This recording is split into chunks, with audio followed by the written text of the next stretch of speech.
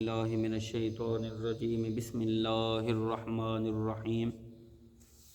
اس سے پہلے ہم نے تیمم کا جو باب ہے اس کے بارے میں پڑھا کہ حالت جنابت ہو، پانی میسر نہ ہو یا پانی کی کمی ہو یا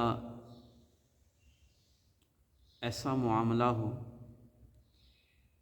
کہ پانی موجود ہے اور بیماری جو ہے اس کی شدت کے بڑھ جانے کا خوف ہو یا سخت سردی کے اندر حالت جنابت ہو گئی ہو تو تیمم کے ساتھ پاکی حاصل کر کے نماز ادا کی جا سکتی ہے۔ آگے ہم نماز اس کے بیان کے بارے میں پڑھیں گے۔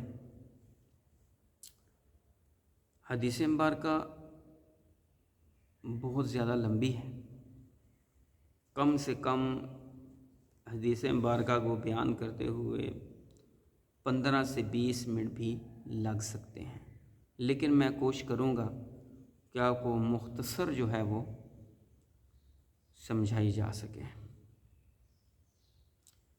معراج کی رات نماز کس طرح فرض ہوئی؟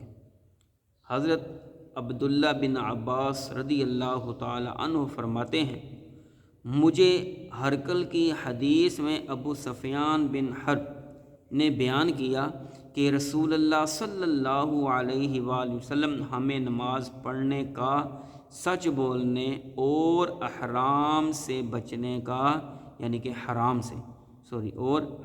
سے بچنے کا حکم فرماتے تھے۔ انس بن مالک رضی اللہ تعالیٰ فرماتے ہیں، حضرت ابو ذر حدیث بیان فرماتے ہیں، وہ کہتے ہیں کہ رسول اللہ صلی اللہ علیہ وسلم نے فرمایا، میں مکہ مکرمہ میں تھا کہ میرے گھر کی چھت شق ہوئی اور حضرت جبرائیل علیہ السلام نازل ہوئے اور میرے سینے کو شق کیا، پھر اس کو آب زمزم سے دھویا، پھر ایک تشت سونے کا جو حکمت اور ایمان سے بھرا ہوا تھا میرے سینے میں ڈال دیا اور پھر میرے سینے کو بند کر دیا۔ پھر جبرائیل علیہ السلام میرا ہاتھ پکڑا اور مجھے آسمان دنیا کی طرف لے گئے۔ جب میں آسمان دنیا کے پاس پہنچا، حضرت جبرائیل علیہ السلام نے آسمان دنیا کے خازن کو کہا، آسمان کا دروازہ کھول دو۔ داروغہ نے پوچھا، کون ہے؟ جواب دیا، جبرائیل۔ داروغہ نے کہا، کیا تمہارے ساتھ بھی کوئی ہے؟ جبرائیل علیہ السلام نے کہا، ہاں، میرے ساتھ محمد الرسول اللہ صلی اللہ علیہ وسلم ہے۔ داروغہ نے کہا، وہ بلائے گئے ہیں؟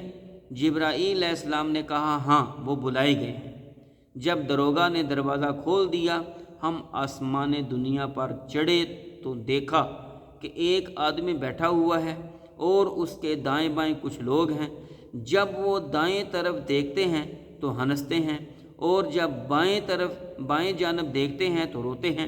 انہوں نے مجھے دیکھ کر خوش آمدید کہا، اے صالح نبی اور سعادت مند بیٹے۔ نبی اکرم صلی اللہ علیہ وسلم فرماتے ہیں، میں نے جبرائیل سے کہا، یہ آدمی کون ہے؟ جبرائیل علیہ السلام نے عرض کیا، یہ آدم علیہ السلام ہیں اور یہ جو آپ کے دائیں بائیں لوگ ہیں یہ آپ کی اولاد ہیں، اور جو دائیں والے ہیں وہ جنتی ہیں اور جو بائیں والے ہیں وہ دوزخی ہیں۔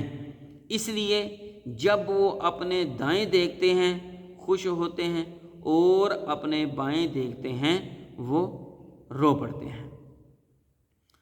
حتیٰ کہ حضرت جبرائیل علیہ السلام نے مجھے دوسرے آسمان، پھر اسی طرح کا پھر تیسرے آسمان، پھر چوتھے، پھر پانچویں، پھر چھٹے، پھر ساتویں، پھر آپ مختصر کر کے بتا رہا ہوں، پھر آپ صلی اللہ علیہ وسلم نے فرمایا کہ میں چڑھتے چڑھتے جو ہے نا 7ویں آسمان پر جا پہنچا۔